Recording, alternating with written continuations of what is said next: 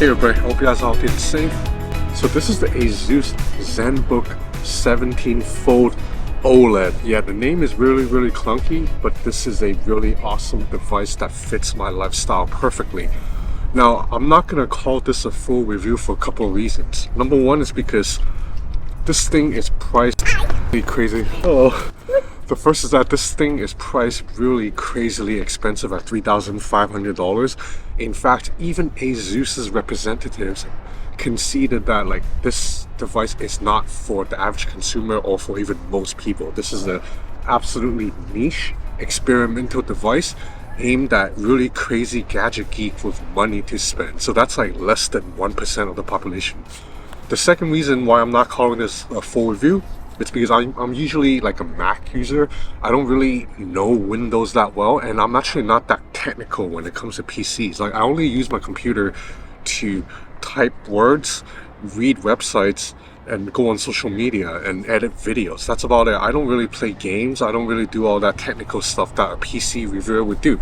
So I don't think I would do it justice. So I can't call it a full review, but this is like a in-depth first impressions because I have been using this for about 6-7 days now. So I say this fits my lifestyle because I am a digital nomad. I am someone who works remotely, and I usually like to work at different spots outside. Like for some reason I just don't like being tied down to one desk in my room. I like to go out every day and work at a coffee shop here, work at that coffee shop there, work at a random structure like this. So this fits my lifestyle because it is such a versatile device. So I'll open up the ASUS Zenbook 17 Fold OLED. It is a 12.5-inch laptop, relatively on the smaller side.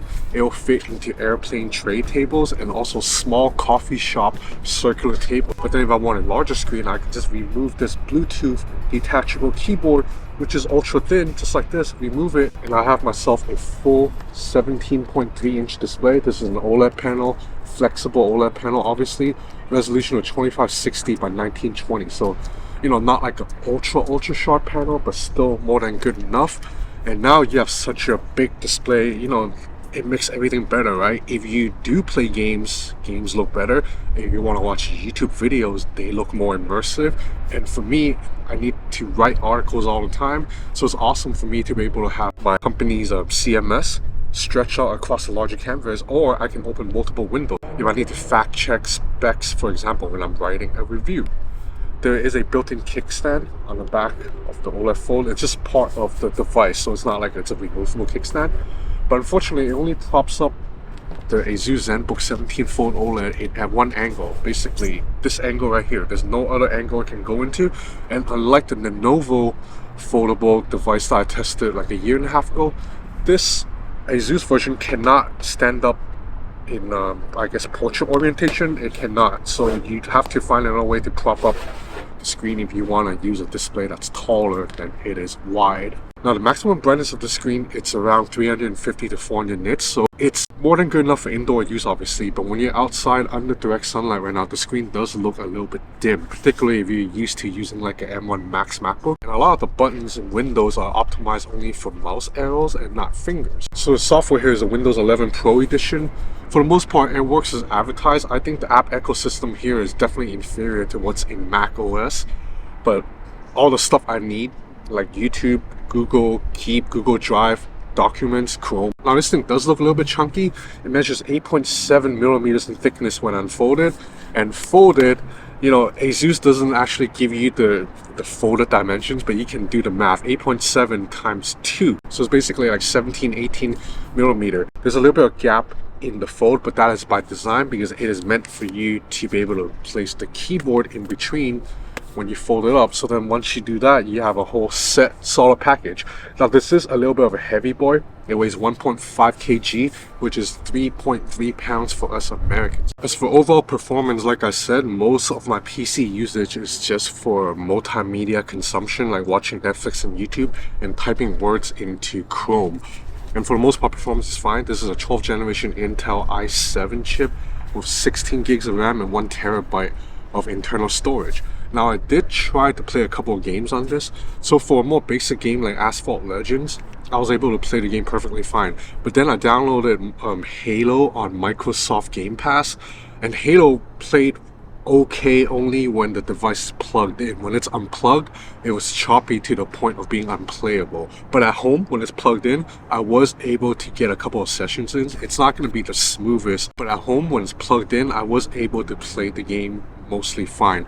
Now let's talk about the hinge a little bit more. This hinge, the device opens completely flat, and there's actually no crease in the display because it uses that water drop mechanism, and the hinge is really sturdy and it can stay in place at various angles. ASUS says it has been tested to fold and unfold up to like 300,000 times. You know, I'm always skeptical about these numbers, but this thing looks durable enough, and I've been using foldable phones for like 3-4 years now and I haven't broken one yet. The whole device is made of aluminum alloy, and there's a little bit of a kind of like this vegan leather finish on the outside. This is also where the kickstand is connected to. There are 2 speakers in this thing and they sound surprisingly great. In terms of ports, you have 2 USB-C ports. Thunderbolt 4.0 port will be used to charge the device. Now this thing has a 67 watt-hour battery, which is not the biggest battery around, considering the fact that this is a large screen, so that means battery life, it's not amazing. So it really depends on your usage. If you use this just to stream video and don't touch the device at all, it can go about 12-13 hours on a single charge. However, if you're using this as a productivity machine outside like I am, meaning I will have the screen on maximum brightness, have Spotify streaming in the background, Slack running in the background, and also Chrome open with my company CMS, so I'm typing words in there and constantly switching back and forth between Twitter and surfing the internet to look for information. This usage, this thing drains about 12 to 15% of battery in 1 hour. So that means with a fully charged device, it will only get you about 5 hours of use, maybe 6 hours maximum if you're using this outside.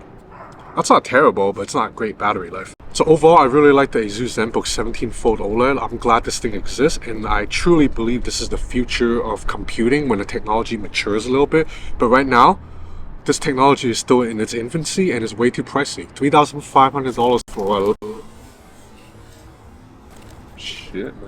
$3,500 for a laptop. It's, you know, most people should not and could not pay this price. But you know, like I said, ASUS is well aware of this. Like even ASUS's marketing people are telling people this is not for the masses. This is like a proof of concept, a niche experimental device more than a mainstream product. I can say that I really love this thing and I can't wait to take this when I go traveling. So yeah, that's about it for this video on the ASUS Zenbook 17 Fold OLED. They really gotta shorten the name a little bit. If you enjoyed this content and also just kind of keep you up to date with all the latest gadgets, please consider subscribing to my channel and follow me on Instagram at Ben's Gadget Reviews. I'm constantly uploading short clips and photo samples to my Instagram account. I will see you very soon because February is gonna be crazy. I'm gonna get my hands on all the latest smartphones coming up. So a lot of videos coming. That's it for now. Thanks for watching.